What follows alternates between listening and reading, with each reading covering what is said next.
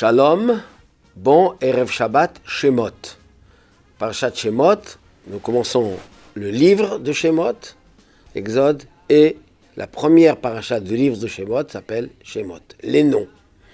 Voici les noms des enfants d'Israël qui sont arrivés en Égypte. Et la Torah énumère en détail les noms de tous les 12 enfants de Yaakov, etc.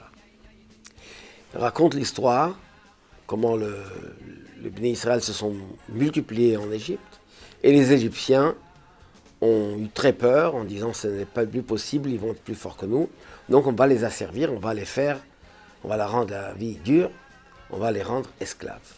Et le texte nous dit Vaimareru et chayehem ba'avoda kasha bechomer uvilvenim uvchol avoda basade. Ils ont rendu leur vie amère par un travail dur avec du mortier et des briques. Et le Midrash raconte en détail comment l'essentiel du travail consistait à fabriquer des briques à partir du mortier, etc. Il fallait chercher la paille, tout est autour des briques. En hébreu, les briques, c'est levenim. Les briques servent à quoi? À construire des maisons, des bâtiments. On peut construire des maisons avec de la pierre aussi, avec des pierres. Mais la différence entre la pierre et la brique, c'est que la pierre, c'est naturel, c'est-à-dire c'est une création divine telle qu'elle. Il faut l'extraire, on peut la tailler, on taille les pierres. Mais la matière reste une matière qui est naturelle, c'est-à-dire une création divine telle qu'elle est depuis la création. Par contre, la brique, c'est la transformation. On prend donc le mortier, tout ce qui est la glaise, et on va former des briques, on va les brûler, etc. On va transformer des briques en moyens qui vont nous permettre de construire des bâtiments. Cette histoire de la sortie d'Égypte, il est dit que nous devons nous rappeler la sortie d'Égypte tous les jours. Kol yom vayom, chaque jour. Quel enseignement nous avons de cette histoire de briques? Eh bien, dans notre exil, on a deux possibilités de servir Dieu.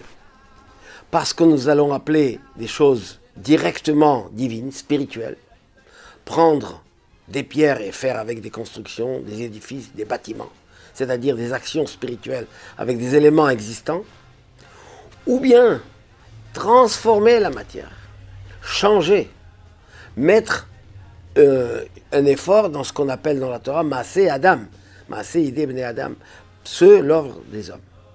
Notre exil, Dieu nous avait en exil, c'est de prendre les éléments de la nature, c'est-à-dire les choses qui sont divines, la Torah, les mitzvot, ce que nous devons faire comme il se doit.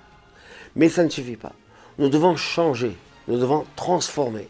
Nous devons prendre les éléments du monde matériel et les transformer à la Kedusha. C'est-à-dire, tout simplement, ne pas se contenter de servir Dieu comme au moment de la prière, au moment de la mitzvah, etc. Mais bechol drachecha da'ehu, dit le texte, dans tous tes chemins connais-le. Même dans ce que nous appelons profane, ce qu'on peut appeler chol, pas kadosh, là aussi on doit transformer, rendre la kedusha. Qu'il s'agisse de la nourriture, évidemment on mange kasher, on fait la bracha avant et après.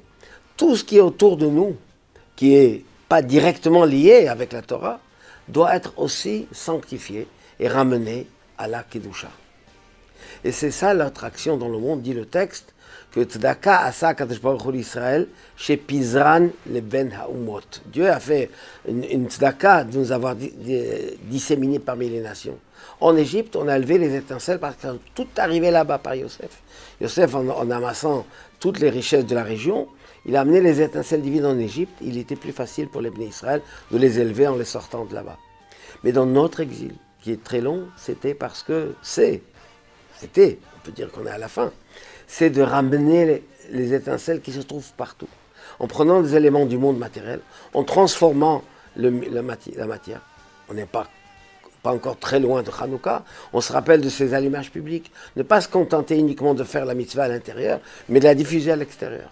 De ramener des éléments du monde qui nous entoure dans la Kedusha. Bien sûr, on ne peut pas tout ramener, il y a des choses qui sont interdites. Mais selon les règles de la Torah, transformer, rendre ce monde, comme le but de la création, c'est d'ira betartonim, de faire une demeure pour Dieu ici-bas, dans ce monde matériel.